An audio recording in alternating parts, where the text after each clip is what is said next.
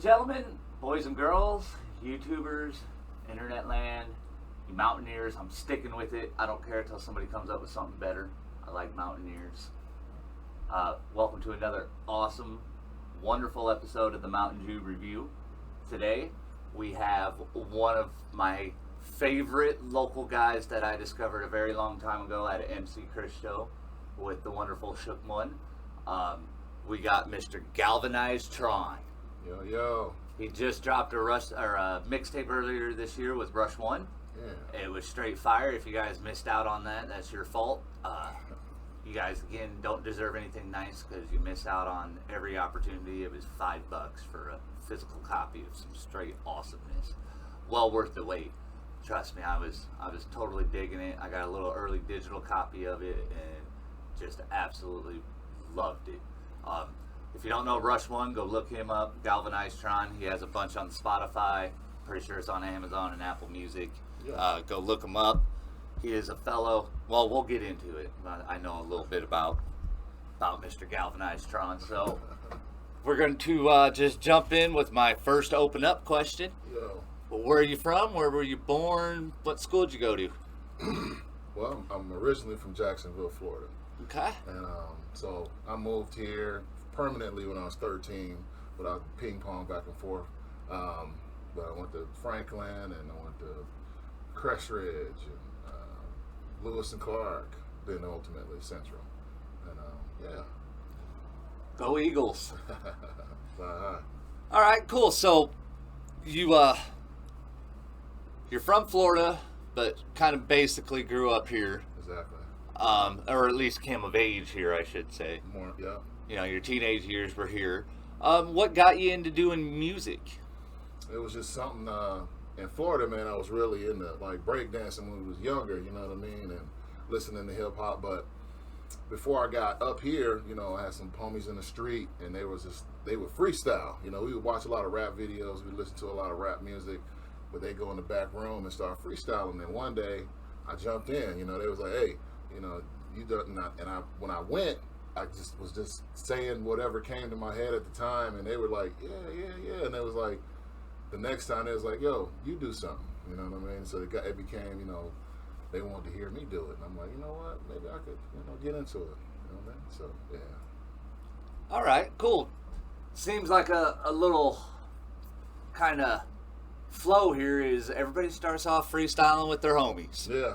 You know, I kind of like, so all I could think of is when you were talking about down in Florida with the breakdancing is Walkman lovers driving Lamborghinis, because that was the exact timing that you were down in Florida. It would have been the Vanilla Ice age. Oh, yeah, boy. And so I could just see Tron breakdancing to Ice Ice Baby. Man, by then I got a little taller and I just a little awkward. I was going through the growth spurt, you know what I mean? This man is a giant. You think I'm the Mountain Dew. This guy is like Everest compared to me. 6'9", he is huge. Like, these tall benches finally worked out perfect for this interview. Yeah, man. All right, so from freestyling and just kind of getting into it, when did you start, not necessarily a professional track, but like when did you start actually recording the whole EPs or albums? Man, you know, we didn't get official albums out until my 30s, but like in my 20s, you know, we did like little projects. Actually, with my boy Frank Schemes, we had Ill Sick, and this is, you know, mid 20s, and we kind of started putting out albums and performing in the city. So I think that's when I actually put out a CD. You know what I mean? We had, you know, print my face on it and whatever. And so yeah, around 2007, 2006, you know what I mean? I think that's when we really kind of started putting out actual records. Before then, we would freestyle on tapes. I got a bunch of old tapes, you know what I mean, where we just, you know. Actual tapes? Yeah, real tapes. With the just like Mr. Comatose told you guys about, you know, with reels and the little magnetic strip across the top that played the music. Yeah. I got a couple of them sitting over there. Hey. In fact, Comatose dropped one last year, and he's dropping an actual physical cassette again this year as really? like a just a little pre-order, like got his little holiday single on it or whatever, and you get instrumentals. But just something cool and fun. Yeah. You know, like a lot of guys will drop vinyl. I'm not really big into vinyl just because I didn't grow up playing it. Yeah. You know, I was a Walkman kid. Me a So little bit too, yeah. to me, it's real cool when people drop it on tape. And then, again, I love it when guys are my age and they discuss tapes Yeah. and not, oh, I recorded it on, you know, this AIM messenger, Yeah, you know, yeah, like, nah. or, Boy. or, man, I was using these free YouTube beats and, you know, it's Yeah. like, bro, we didn't even have YouTube back then. Nothing like that. Yeah. Yeah, that was a whole different era of time. You had to be more creative, I think, because it wasn't so much influence. Like right now, you can go log in and watch all kinds of influences. We had the, you know, group of people that we looked up to, and we just kind of followed them, you know what I mean? But now you can just be whatever you want, you know. You can, you know, type in, I want to be a superhero, and it's a dude just acting like one, you know? Oh, easily. I tell people that all the time. My nephew, for one, I'm like, complains about not being able to work on his car. I said, nephew, there's 10 years ago when I was doing this, there wasn't any videos. Right. I said, now when I Google it, I find 17 videos on the same car, same engine, everything. Same I problem. said, so I don't want to hear you say you can't figure out. I said, I know you know how to use the internet. Yeah, that's a lot of people. That's all you see, you know. And yeah, me too, you know what I mean. But you know, just constantly watching something. You know, and I'm not. I know a lot of people are like, oh, you're on your screen, but it is what it is. That's how you build. Again, when I go to shows, guys, and everybody complains I don't take pictures and shit. At least I'm not on my phone at your shows. right. You know, like, yeah, you know, you actually watch. I try to be one of them guys that aren't connected to my glowing screen when I'm doing stuff like that. Or like if I take my kids out to, you know, the park or we go to Adventureland or something, I stay off my phone. Yeah. You know, but Yeah. when I'm sitting here, sorry that there's 8,000 things I can do on my phone. I'm not looking at TikTok all day, guys. Yeah. You know, sometimes you know, you can learn information off your cell phone. Imagine that, you know, you damn baby boomers. Because they're always on your phone. I'm sorry, I'm learning something new. Yeah. Every day. I got Rosetta Stone, bro.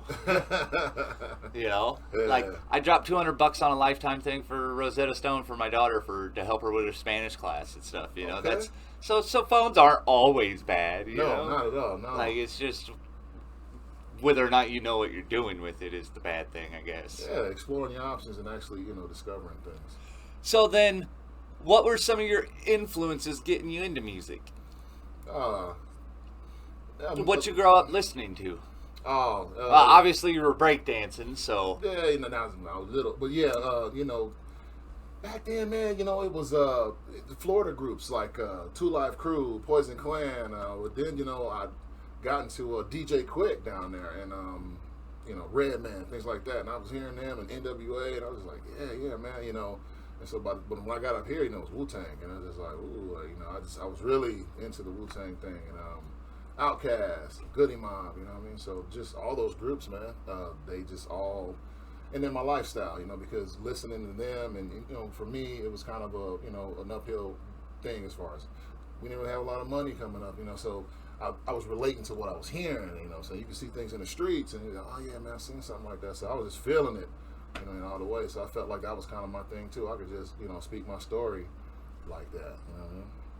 that's awesome because, again, like I tell you guys, one person might not like your music, but there are people out there that need to hear it. Yeah. You know, and when you guys put your story out there and you're honest and not faking it, that's the best thing you can do. And we dig that stuff. We swallow it up. We just love it, you know.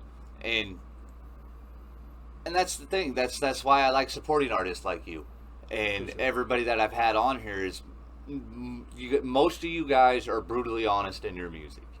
And some of you guys might not make millions of dollars off that, but you know what? You'd rather be brutally honest and honest to yourself in your music. You know, tell your story, tell where you come from. You know, people need to hear that. Mm-hmm. And it's good to hear other people struggle with things you've struggled with, because if other people think they're alone, then that goes bad places. Dark. So when we hear music of other people struggling with, you know, again, I may have not grew up in the same situation, but when you hear songs about people struggling with certain addictions, you can relate as an alcoholic. Yep. You know, you totally understand them, and you're like, look, cool. I'm not the only person that got trapped in something I had no control over. Right, and that you know? person made it out. Yeah. And that person helps you through it. And that's why music is a beautiful thing. 100%. And that's why none of you are better than the rest. Every one of you are the best. Exactly. You know, just there's no number one in Omaha. I agree.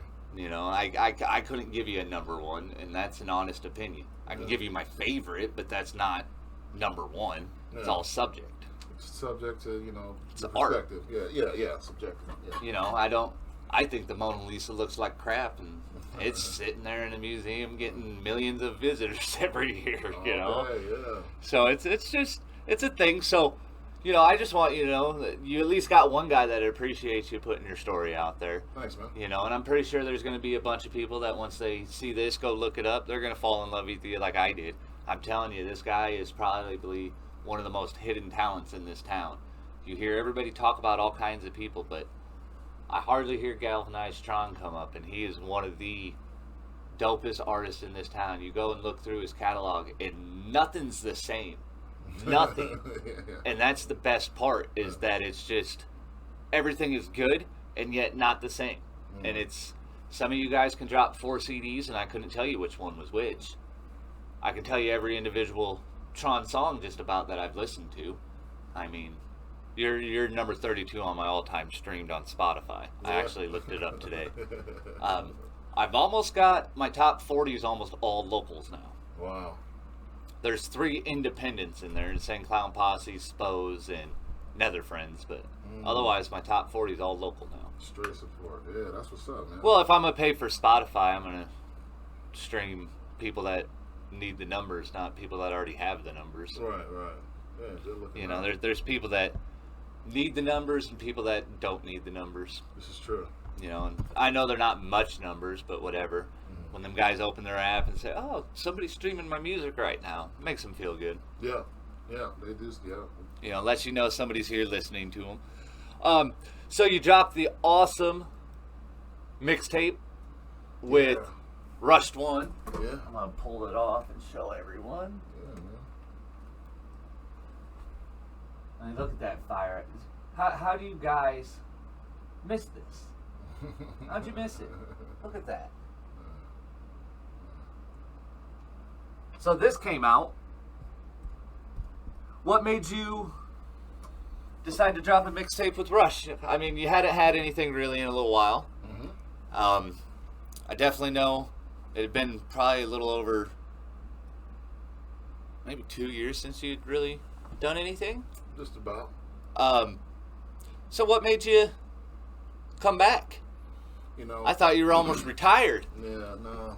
You know how time works. You know, you run into your friends, and you know, I had got Pro Tools at the time, and I remember working with Rush, and you know, I was like, man, you know, that dude knows how to do it a lot. I contacted him before, and I was like, yo, man, let's get together and work on something, man. So at the time he's in a band as well, and we went over to the band and kind of listened to him jam, and we had some plans doing some music through that.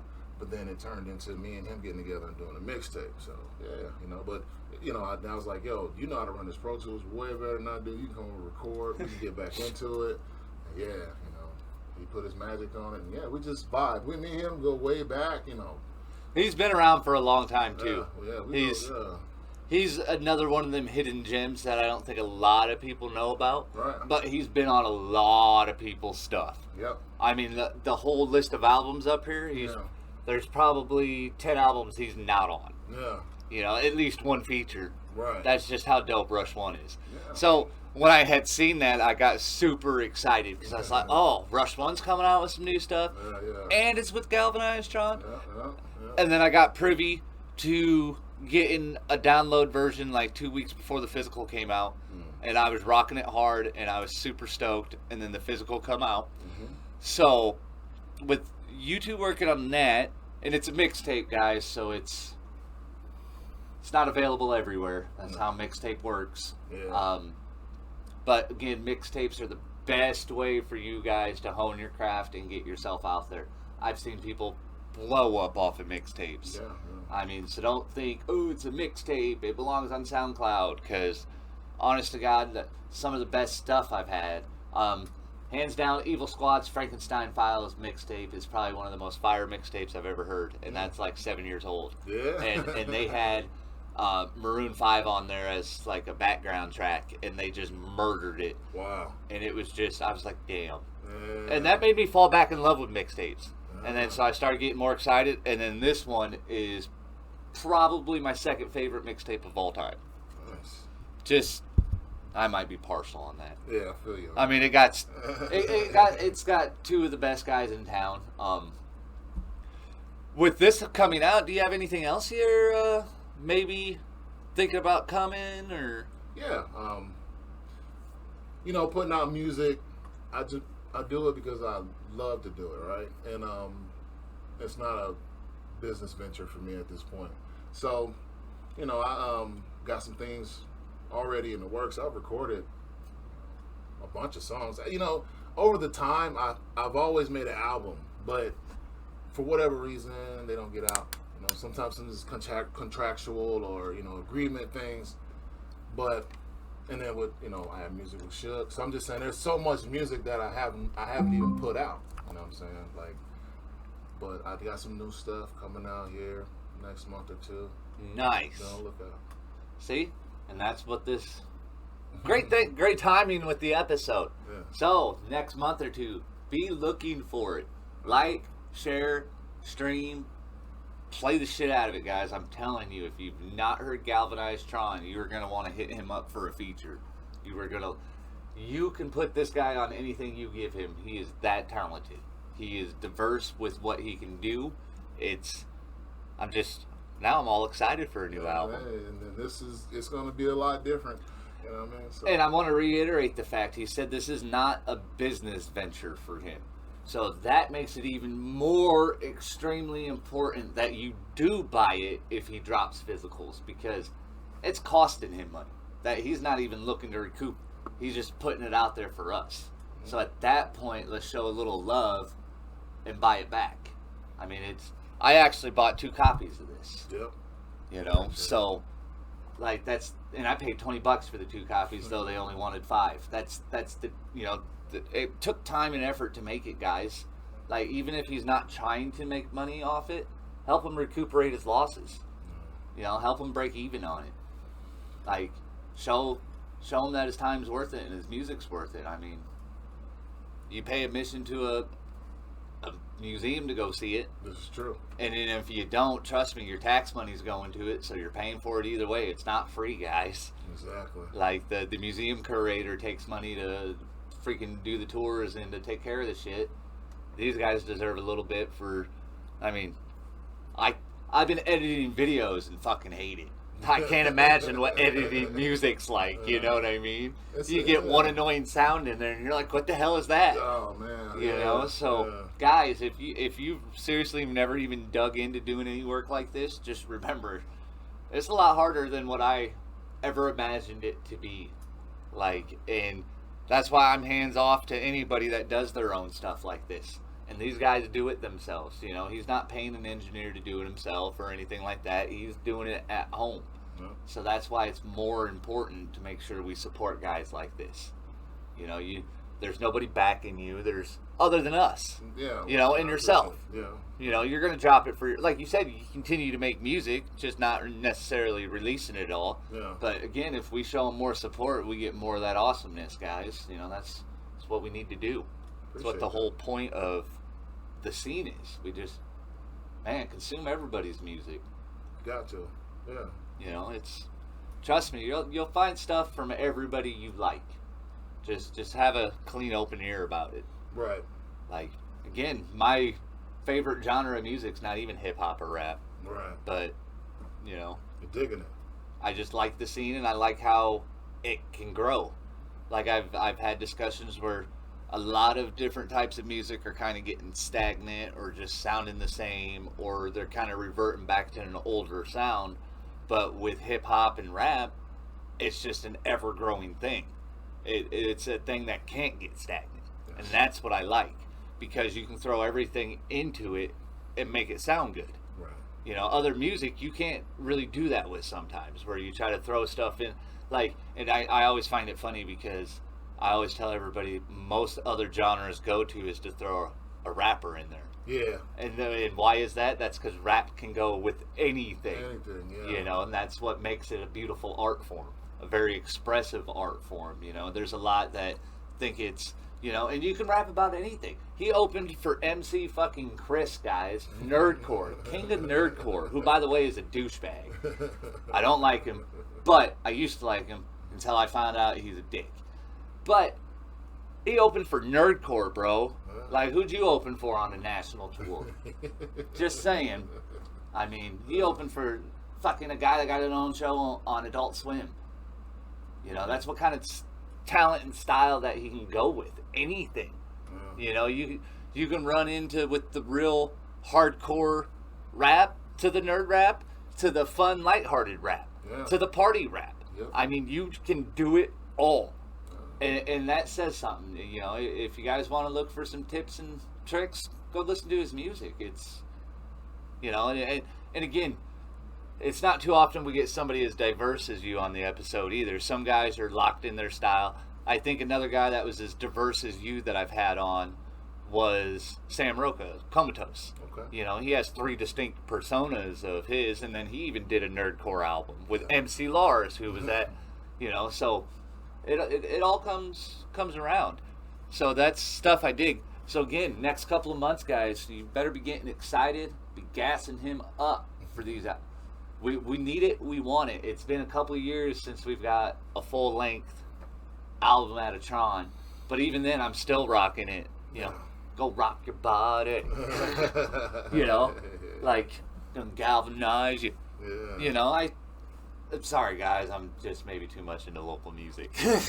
but at least somebody is, guys, and we're all gonna get into it. I'm telling you, you just gotta go look up Tron. You'll love him. He's an absolute blast. So we got upcoming projects. Then let's see. What about, to wrap this up, we're gonna drop back to I got a couple questions. I had dropped a new one last time with Strange. This time I'm gonna drop another new one. So we'll do with the typical one. Dream collabs. You can pick 3 individuals that you can do a song with. Doesn't have to be hip hop or rap. Doesn't even have to be a singer. You know, you can get Quincy Jones as your engineer, or you know, Geddy Lee, or whoever you want. Who would be 3 people you'd really like to do work with? If I could get like something with Slash, like his artistry and his talent, I just want to kind of feel the vibe, because with a guy that meticulous about his craft, you know what I mean? Like, that's something even bigger than the fact that he's a rock star. You know, he was on a rap track, right? Yeah. Same Clown Posse. Yeah. And see, Underground. And I would. Woo woo. Right. And See, so he would. That's definitely something possible. Yeah, you know that. You know, and yeah, man. If something with Dre would be nice. You know, just to feel the vibe. I would love to get some of that California energy. You know what I'm saying? But of all, Wu-Tang Clan. If I could get one serious song with Wu-Tang Clan, I was straight. You know what I'm saying? Just because I was focused, man, and you know that music. Not only it developed me in different areas, it is a time and place when I put that music on. I could think about everything that happened in that time frame, and it just makes me feel good. I think Wu-Tang's one of them groups that even not into hip-hop rap guys actually really get into too. Yeah. Because they're very educational. Yeah. They're very informative. Like, they're not, they got some silly stuff out there, you know, but a lot of it is, when you listen to it, it's heavy. It's like, God damn. Yeah, it's heavy. Like, I mean, so the coolest thing is they actually have a couple dubs of some Chinese martial arts film that they dub over. Yeah. And oh my god, them are some of the best fucking videos to watch. Just listening to them fucking do the voice acting and shit. So that's. I mean, if you don't like Wu-Tang, you fucking suck. Like you missed out. Like I get if you don't like Flipmo Squad or No Limit. I'll jump on you about them too, man, because But Wu-Tang is one of them ones that if you really don't like, I mean, they're like NWA. You know, they're just one of them groups that they were so important. Very New York, very hip hop. You know, the whole theory of hip hop, they were all about it. And then the concept of a band and the higher learning that they were putting, you know what I mean? Like it was deep, man. It was deep. So, Wu-Tang forever. I really like those. I'm glad you didn't say Kanye West. No. Yeah, I don't get me wrong, I like... Yeah, he's a talented man.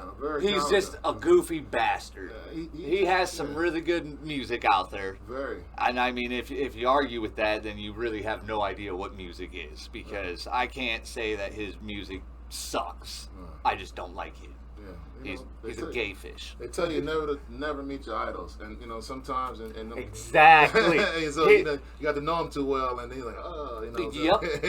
when he sticks to music, beautiful boy. You hear him talking. I tell people all the time, there's a reason I don't start Googling people because I really don't want the image of them ruined to me.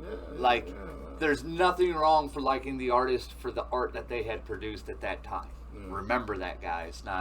You don't always have to shit on somebody because they turn out to be a shitty person. They can still make all right music. You just got to learn, when's an appropriate time to support them and not. Yeah, pick your angle, man. Like, again, Manson may be a terrible human, but I still like his first 3 albums. Tough. The artistry was, unquestionable. That's why the internet sucks sometimes. Yeah, they open that door, man. You can't close it. But, again, everybody's human, so not everybody's perfect. And some people get demonized for the dumbest shit. This is true. Like, you're just like, really, dude? That was like 14 years ago. And they're all over it. Still, and again, things 14 years ago was a whole different mentality for human beings, guys. You world. have to remember that. Yeah, different world. So stop judging past on a present day thing. Yeah. So then, my new final question that I've come up with is, if you can listen to one song for the rest of your life and it's the only song you can listen to, what would it be? I had to pick one. Yeah, that's just a little rough. But Sam Cooke, man, the song, it's been a long time coming. I would listen to that because, to me, like I said, there's a bunch of significance to it, you know what I mean? And that would motivate me for sure. Totally did not expect that. But again, a guy that is as diverse as this, I should have expected that. Yeah, listen to a lot of music, man. See, open ears develops artistry, guys. So make sure you listen to everything. You can pick up tabs from all kinds of things and develop it and make it your own. 100%. Like I said, he has hardcore truth raps to party raps to nerd raps to just vibes. And some of you guys had the same shit on 4 albums. It's diversify, bros. Diversify. And on that, I want to thank Galvanized Tron very much for stopping by the Mountain Dew review. And you are now officially tramp stamp approved. Boom.